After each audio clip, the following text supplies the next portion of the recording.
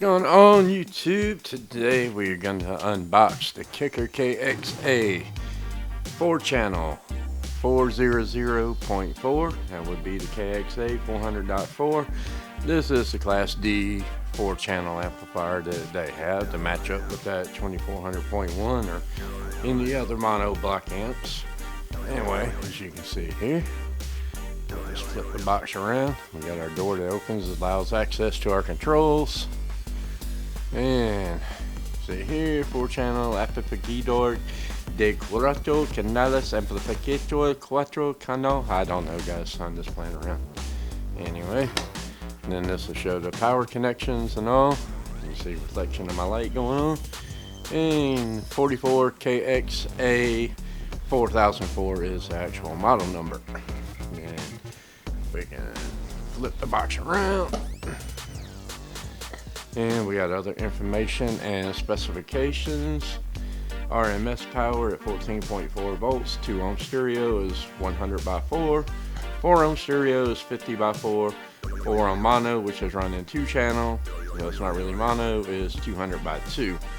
10 to 20,000 frequency response. Signal noise ratio 95 dBA weighted at the rated power. And variable active crossovers at 24 decibels per octave. Has a high pass, low pass, and it also has a 10 times multiplier switch, which means if you're running a 2-way front stage, you can actually run your mid basses and your tweeters, and you've got the built-in crossovers to do that. These amps also feature, well, actually all of KickEQ's amplifiers feature their fit-to fail-safe integration technology. What that allows you to do is actually, on the amplifier itself, it does not have high level and low level inputs. It just simply has the RCA low level inputs, and you can run, I believe it's up to 40 volts. So even with factory amplified systems, you can run those directly into the RCA jacks just by simply cutting an RCA, splicing it into the factory speaker wire, and it will work with no issues. So here we go, let's see what we got in the box. And you'll see we got our certified power certification up here on the top. This one here, 483 watts RMS power output. Pass, okay, that's all good and gravy. Then we'll find our owner's manual, which is usually in the bag, but to save time and whatever. And this owner's manual covers the 400.2, the KXA 1200.2, that's a big beast. And then of course the KX400.4, which we have here.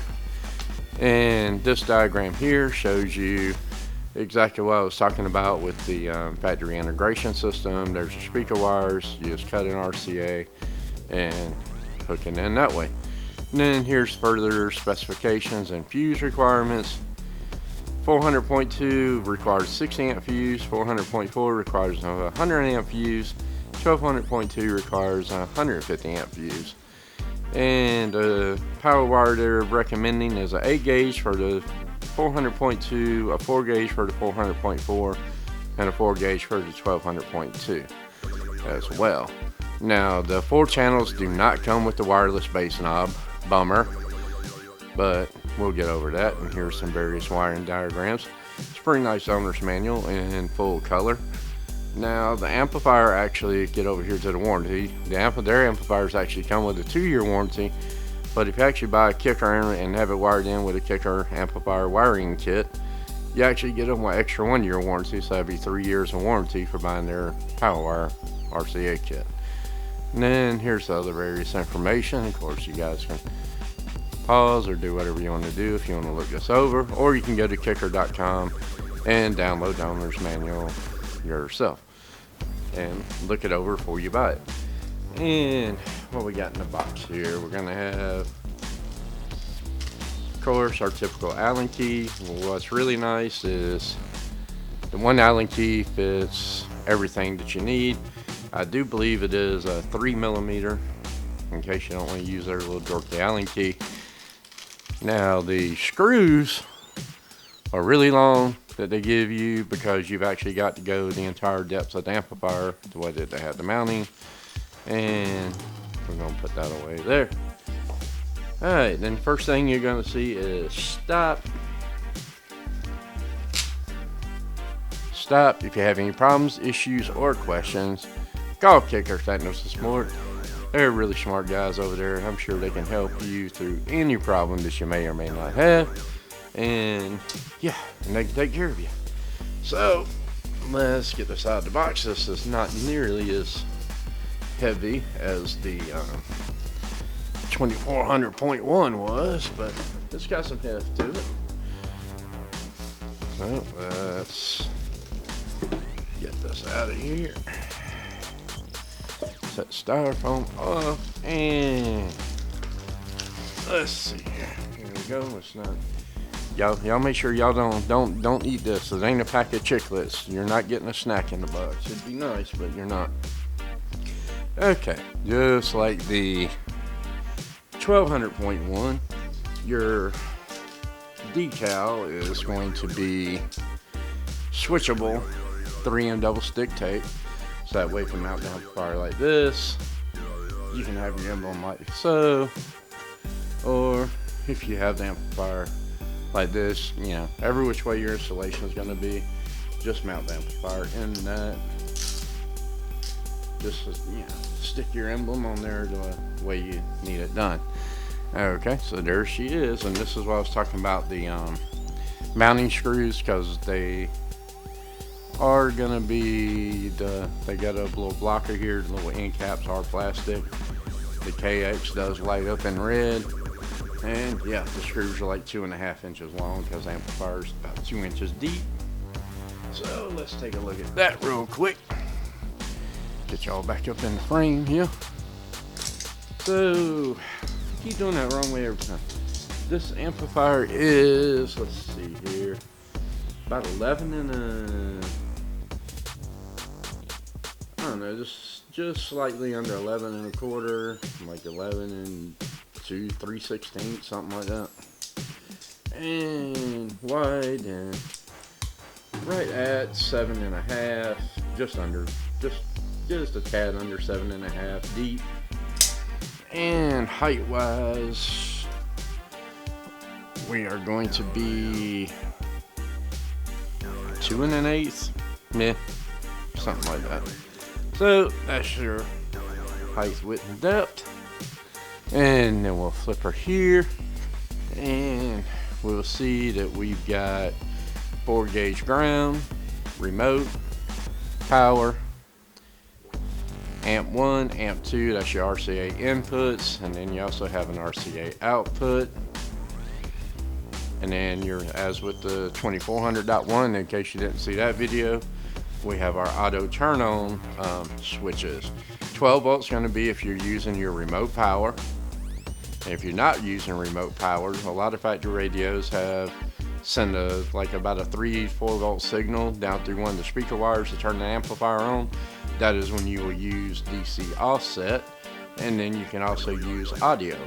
Audio is basically signal sensing. If there's a signal sensed coming through the RCAs, the amplifier will automatically turn on that way, so you actually do not need to run a remote wire. Even if you are doing a factory integration, you can just use sensing. Then, of course, we have our radio detect switch. If you're using it, you need to make sure that the switch is pushed into on whenever you're using voltage sensing or DC offset. Then we have our fader switch on and off. So if you're running the amp in 4-channel mode, running front and rear speakers, just make sure you push the switch in so you can have your front and rear fade. Then what we got here, we got 8-gauge, what appears to be about 8-gauge, 10-gauge speaker wires, amp 2, and then bridging. You're going to use your left positive outside terminal to your right negative outside terminal, and likewise on amp 1. And I think that's going to about cover it for the power side here. Now, like I said, this Allen key actually fits the speaker, the remote, and the power.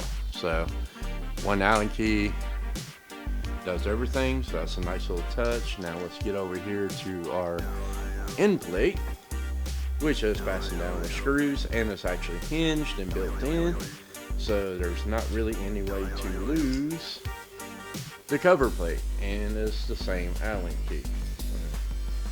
If I can learn how to work the Allen key, that'd be dangerous.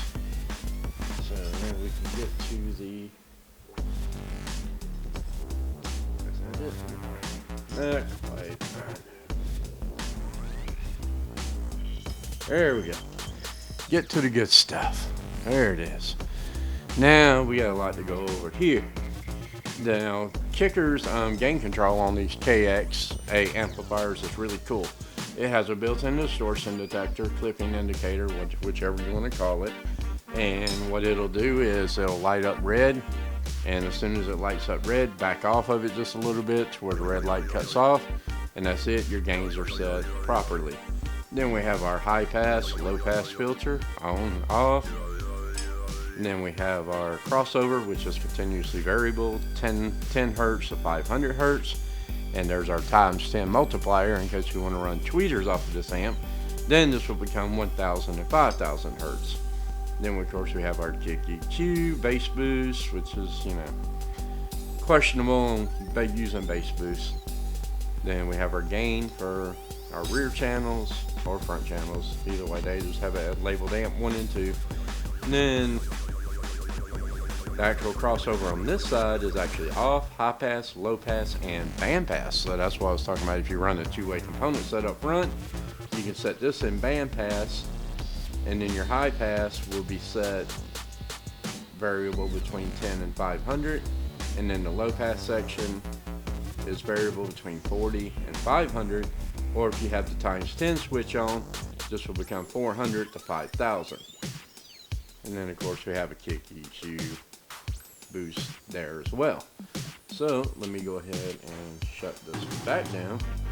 Oh, this is a nice little touch too. The screws actually have like a little locking washer deal on there, so spring loaded, so you shouldn't lose your screws. And like I said, the end cap here is non-removable, so hopefully if on the used market, the amplifiers will have their end caps and their screws intact. Unlike so many of the old Rucker Fosgate amps and stuff that I don't know where all the end caps ended up for those amplifiers, and even some of the old Kicker amps that had the end caps, you know, all the end caps always ended up missing. Don't know how. So now I've went ahead in this video and have already taken the bottom off so we can do a gut shot while I loosen all the screws. So let's just slide this puppy out and get a gut shot here. Now, I'm not sure about amplifier design. Never designed an amplifier, guys. Let me just switch this camera up here. But I am used to seeing output devices and stuff in an amplifier. Well, I don't see any output devices. When I took the bottom off of this one, I was like, oh my god. Where are the output devices? So if you know anything about amplifier design, guys, and whatever, please, you know, let me know on which part of this board could the output devices be. I mean, could they be mounted on the underside of the circuit board or something like that? Maybe underneath, I believe that's the crossover board in circuitry. I'm not real sure on that, but as you can see, there's our model number and the year the amplifier was actually designed and first built, which was